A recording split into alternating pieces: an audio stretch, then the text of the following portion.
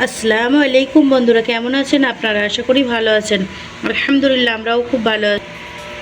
আজকের আমি বানাতে চলেছি দেশি মুরগির কষা। কিভাবে দেশি মুরগিটা রান্না করলে খুব লোভনীয় এবং টেস্ট হবে সেটাই আপনাদের সঙ্গে শেয়ার করব। আর আজকের ভিডিওটা যারা নতুন গৃহিণী আছে তাদের খুব কাজে লাগবে।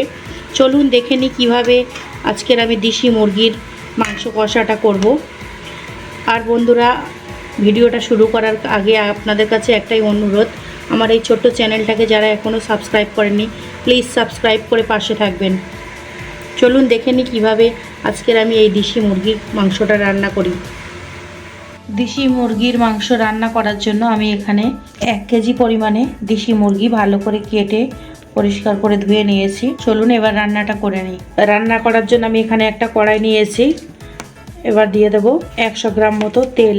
আমি আজকে রান্নাটা সরিষার তেল দিয়ে রান্না করব। খুব ভালোভাবে তেলটাই হয়ে গেছে। তেলের মধ্যে যে ফেনা আছে ওই ফেনাটা কিন্তু হয়ে যাবে, না হলে তেলের কাঁচা গন্ধ থাকবে। তেল গরম হয়ে গেছে, তেলের মধ্যে দিয়ে দেবো 2টো তেজপাতা ফোড়ন। আর আমি এখানে নিয়েছি 250 গ্রাম পরিমাণে পেঁয়াজ। পেঁয়াজটাকে পাতলা পাতলা করে কেটে নিয়েছি। তেলের মধ্যে পেঁয়াজটাও দিয়ে দেবো।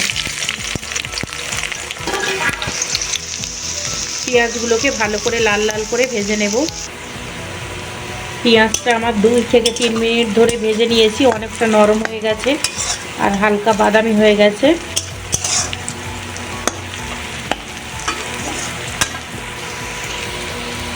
এবারে আমি পেঁয়াজের মধ্যে দিয়ে দেব 4 চামচ পরিমাণে আদা রসুন বাটা। আদা রসুন বাটা দেওয়ার পরে ভালো করে আবারও কষিয়ে নেব। ভালো করে আবারও কষিয়ে নেব। খুব ভালোভাবে কষিয়ে নিয়েছি। আদা রসুনের মধ্যে যে আদা রসুনের কাঁচা গন্ধটা সেটা চলে গেছে। এবার আমি এর মধ্যে দিয়ে দেব গুঁড়ো মশলা। 1/2 চামচ পরিমাণে জিরে গুঁড়ো, 1/2 চামচ পরিমাণে ধনে গুঁড়ো, 1 চামচ হলুদ গুঁড়ো, 1 চামচ পরিমাণে লঙ্কা গুঁড়ো, আর কালারটা যাতে ভালো আসে ওই জন্য 1 চামচ পরিমাণে কাশ্মীরি লঙ্কার গুঁড়ো দিয়ে ভালো করে আবারও কষিয়ে নেব। মশলাটা কষাবার সময় অল্প পরিমাণে পানি দিয়ে দেব। যেহেতু গুঁড়ো মশলা দিয়েছি নিচে বসে যেতে পারে, তাই অল্প পরিমাণে পানি দিয়ে ভালো করে কষে নেব। খুব ভালোভাবে মশলাটা কষে নেব। আর বন্ধুরা, আমার মশলা কষাবার সময় লবণ দিতে মনে ছিল না, তাই আমি পরিমাণ মতো লবণ দিয়ে দিলাম। আপনারা আপনাদের স্বাদ অনুযায়ী লবণ দেবেন। দিয়ে খুব ভালোভাবে আবারও কষে নিলাম।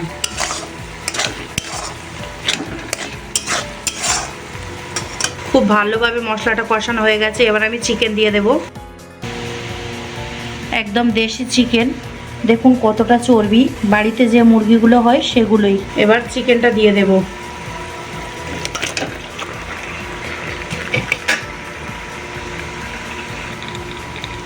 চিকেনটা দেওয়ার পরে আবারও ভালো করে আমি কষে নেব। খুব ভালোভাবে আমি কষে নেব।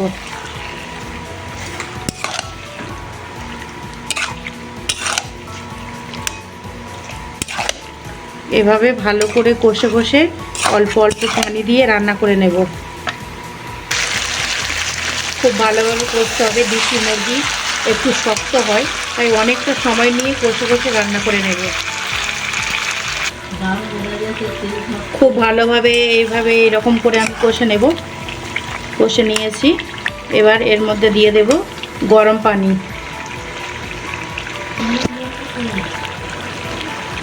গরম পানিটা দিয়ে দেব। বেশ অনেকটা পরিমাণে গরম পানি দেব, কারণ দেশি মুরগি সিদ্ধ হতে সময় লাগে। দিয়ে ভালো করে নাড়াচাড়া করে নিয়ে এবার ঢাকনা দিয়ে রেখে দেব। 10 মিনিটের মতো রান্না করে নেব অল্প আঁচে। এবার একটা ঢাকনা চাপা দিয়ে দেব, দিয়ে রান্না করে নেব। এবার ঢাকনাটা খুলে দেখি, অনেকটা সময় ধরে রান্না হলো।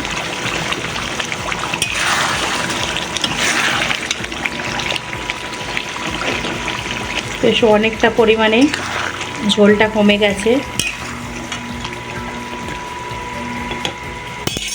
প্রায় রান্নাটা আমার হয়ে এসছে। কত সুন্দর হয়েছে দেখুন বন্ধুরা, কত লোভনীয়। এর মধ্যে আমি দিয়ে দেব 1 চামচ পরিমাণে গরম মশলার গুঁড়ো, দিয়ে ভালো করে আরেকবার মাখিয়ে নেব।